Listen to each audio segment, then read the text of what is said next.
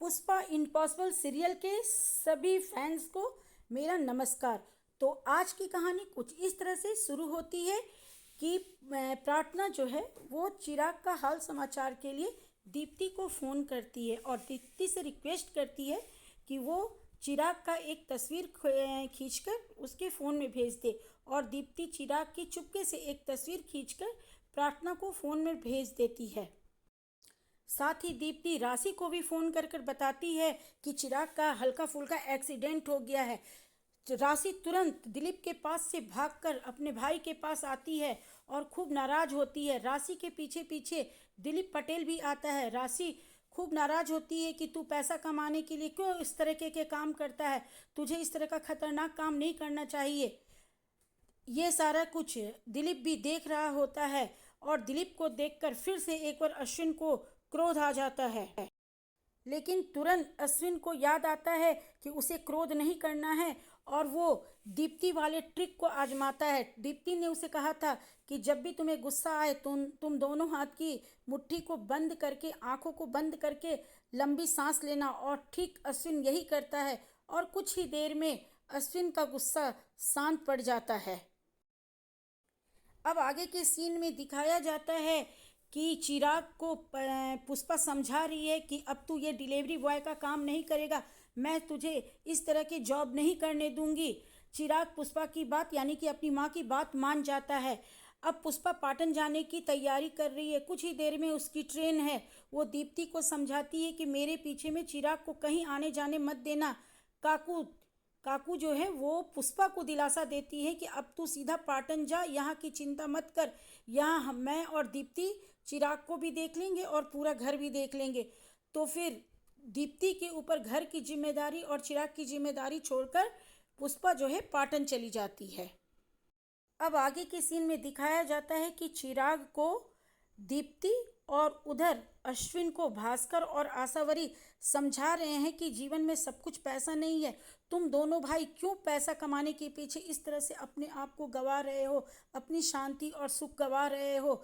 लेकिन एक तरफ चिराग और दूसरी तरफ अश्विन यही बात कहते हैं कि नहीं, कहीं ना कहीं प्यार मोहब्बत भावनाएं भावनाएं कोई महत्व नहीं रखती हैं, पैसा ही महत्व रखता है। लेकिन दीप्ति, आशावरी और भास्कर इन लोगों का यही कहना है कि जीवन में सब कुछ सुकून होता है, सुकून से बढ़कर दूसरी कोई चीज़ नहीं होती है। अब आगे की कहानी में है कि पुष्पा पाटन पहुंच चुकी है और वो सबसे पहले अपने मास्टर जी के घर जाती है और मास्टर जी के घर में अपने पिताजी की तस्वीर देखकर वो खुश हो जाती है। मास्टर जी उसे कहते हैं कि तुम्हारे पिताजी बहुत ही महान व्यक्ति थे। फिर वह अपने पिताजी की तस्वीर को नमन करती है, साथ ही मास्टर जी को भी नमन करती है और कहती है कि आप और पिताजी नहीं होते तो शायद आज मैं इस जीवन के संघर्ष को कर नहीं पाती। आप दोनों ही मेरे लिए बहुत ही महान हैं। अब आगे ये है कि पुष्पा के जाने के बाद घर में सुबह शाम की पूजा दीप्ति करने लगती है। अभी वो शाम की पूजा कर रही होती है, तभी पुष्पा का फ़ोन आता है और वो अपनी इच्छा व्यक्त करती है अपनी बहू के सामने कि मैं चाहती हूँ कि जब मेरे पिताजी की यहाँ जयंती मनाई जाए, उनकी प्रतिमा का अनावरण किया जाए, उन्हें अवार्ड दिया जाए, तो उस वक्त तुम लोग भी वहाँ पर अपने नाना जी की तस्वीर के आगे नमन करो। लेकिन तभी वो दुखी हो जाती है, यानी कि पुष्पा दुखी हो जाती है कि बाकी लोग तो पिताजी की तस्वीर के आगे यानी कि अपने नाना जी की तस्वीर के आगे नमन कर लेंगे, लेकिन अश्विन तो घर से बाहर रहता है, वो कैसे करेगा। तो इस पर दीप्ति उसे विश्वास दिलाती है कि अश्विन भी अपने नाना जी की तस्वीर को नमन करेगा।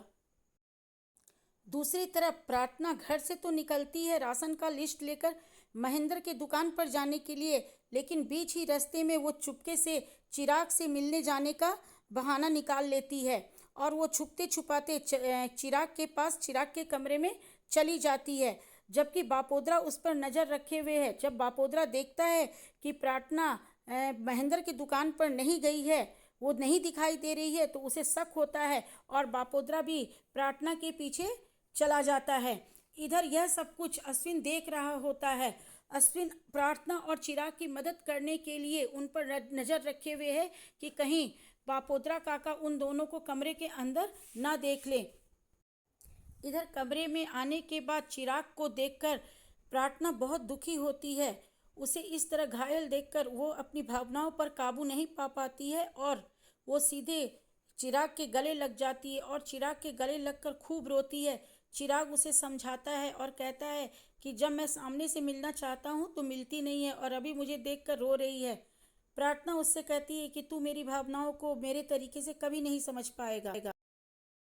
इधर बापोद्रा को जब प्रार्थना पर शक हो जाता है तो वह चौल में प्रार्थना को ढूंढने निकल जाता है। सबसे पहले वो महेंद्र के दुकान पर जाता है और पूछता है तो महेंद्र कहता है कि नहीं, प्रार्थना मेरे दुकान पर नहीं आई है। उसके बाद उसका शक पक्का हो जाता है कि हो ना हो प्रार्थना जो है वो ज़रूर उस शर्ट चोर से मिलने चली गई है और यह सोचकर वो पुष्पा के घर की ओर कदम बढ़ा देता है।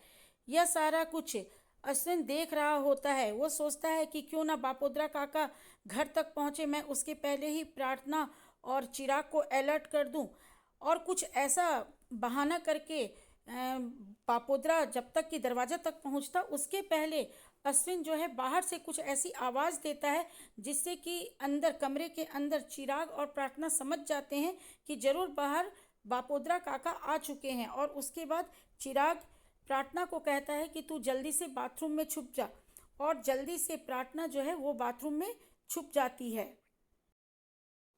फिर वहाँ से प्रार्थना निकलती है। अपने पापा के जाने के बाद प्रार्थना वहाँ से निकलती है और चुपचाप अपने घर चली जाती है।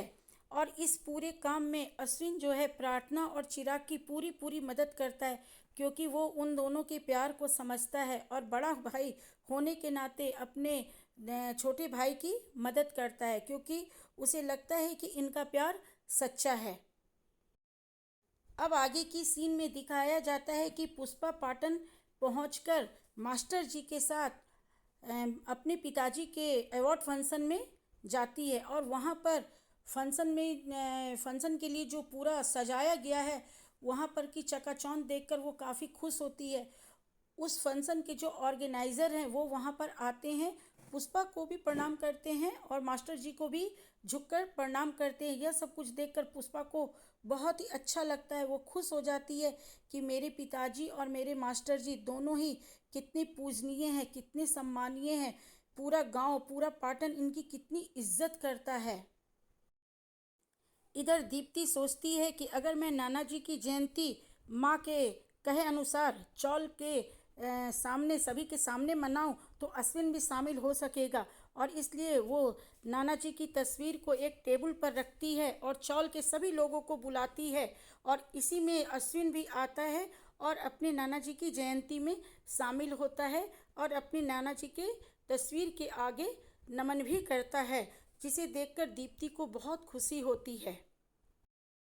चौल के बाकी लोगों को भी बहुत अच्छा लगता है और चौल के भी बाकी लोग भी इसमें शामिल होते हैं। यहाँ तक कि बापोद्रा भी सुशीला के साथ आता है और उसके नाना जी की जयंती में शामिल होता है और वहाँ पे बहुत अच्छे से अगरबत्ती धूप जलाकर दीप्ति जो है नाना जी की तस्वीर पे माला चढ़ाती है और बहुत अच्छे से इस फंक्शन को संपन्न करती है। फ्रेंड्स, अब आगे की कहानी में थोड़ा सस्पेंस दिखाया गया है। पुष्पा के पिताजी का जहाँ पर मूर्ति रखा हुआ है, उनकी प्रतिमा रखी हुई है, वहाँ पर चुपके से खिड़की से एक व्यक्ति काले रंग का चादर ओढ़कर आता है और उस प्रतिमा को गौर से देखता है। उस व्यक्ति का चेहरा बिल्कुल भी नहीं दिखाई दे रहा है, बस थोड़ा सा चेहरा दिखाई दे रहा है और वो पुष्पा के पिताजी की प्रतिमा को देखकर ना जाने क्या सोचता है। अब ये सस्पेंस तो आगे जाके सीरियल में खुलेगा, तो चलिए मैं बताती हूँ कि अब कल के एपिसोड में क्या दिखाने की बात कही गई है। कल के एपिसोड में यह दिखाया जाएगा कि अचानक से दीप्ति की दादी पुष्पा के घर पे रात के वक्त आ जाती हैं और वो अश्विन को बाहर सोया हुआ देखकर हैरान होती हैं और नाराज होते हुए वो दीप्ति से, चिराग से पूछती हैं कि आखिर जमाई राजा घर के बाहर क्यों सो रहे हैं। यह सुनकर दीप्ति, चिराग, अश्विन सभी हैरान हो जाते हैं। तो फ्रेंड्स, आगे क्या होगा ये तो हम लोग आगे के एपिसोड में देखेंगे और आगे के एपिसोड की सारी कहानी मैं अपने इस चैनल के माध्यम से आपके साथ शेयर करती रहूँगी। अगर आप हमारे चैनल पर नए हैं तो प्लीज़ इसे हमारे चैनल को सब्सक्राइब कर लीजिएगा, मैं पुष्पा इम्पॉसिबल की बहुत बड़ी फ़ैन हूँ। काफ़ी अच्छा सीरियल है। आप इस सीरियल को देखिए। यह बहुत ही शिक्षाप्रद, बहुत ही सामाजिक और पारिवारिक सीरियल है। तो आप तो देखिए ही, बाकी लोगों को भी इस सीरियल को देखने के लिए कहिए, ताकि इस सीरियल की टीआरपी हमेशा हाई पे रहे। अभी